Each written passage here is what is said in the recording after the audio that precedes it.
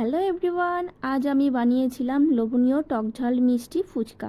শুধু বাঙালিরা নয়, কম বেশি সব জায়গায় এই ফুচকা প্রেমীদের দেখা মেলে, তাদের মধ্যে আমিও একজন। চলো আজ তাহলে ফুচকার রেসিপিটাই তোমাদের সাথে শেয়ার করি। উপকরণে যা যা ব্যবহার করেছি সেগুলি হলো টক জলের জন্য গাছপাকা তেঁতুল, পুদিনা ও ধনেপাতা, গন্ধরাজ লেবু, চাট মশলা, বিট লবণ, কাঁচা লঙ্কা, গোলমরিচ গুঁড়ো ও জলজিরা পাউডার।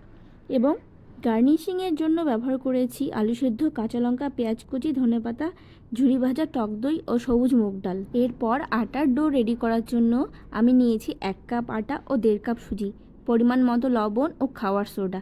ব্যাস, সবগুলো একসঙ্গে মিশিয়ে নিয়ে ভালো করে বেলে লুচির মতো করে বেলে নিতে হবে। তারপরে গোল গোল করে কেটে শেপ দিয়ে গরম গরম ছাঁকা তেলে পাঁপড়ের মতো ভেজে নিতে হবে। আটার মিক্সড যত ভালোভাবে হবে, পাঁপড়গুলো তত ভালোভাবে ফুলে উঠবে। দেখো কি সুন্দর কুরকুরে মচমচে পাঁপড়গুলো ফুলে ফুলে উঠেছে। আমি তো আমার স্বাদ মতো সবগুলো বানিয়ে নিয়েছি আর ইচ্ছে মতো গার্নিশিং করে নিয়েছি। এবার তো খাওয়ার পালা। তোমরাও তোমাদের ইচ্ছে মতো বা প্রয়োজন মতো যে যার ইচ্ছা মতো সুন্দর করে সাজিয়ে খেতে পারো। আর অবশ্যই তোমরা কিন্তু কমেন্ট, লাইক ও শেয়ার করতে ভুলো না প্লিজ। আর সাবস্ক্রাইবটা অবশ্যই করে দিও। কেমন? টাটা।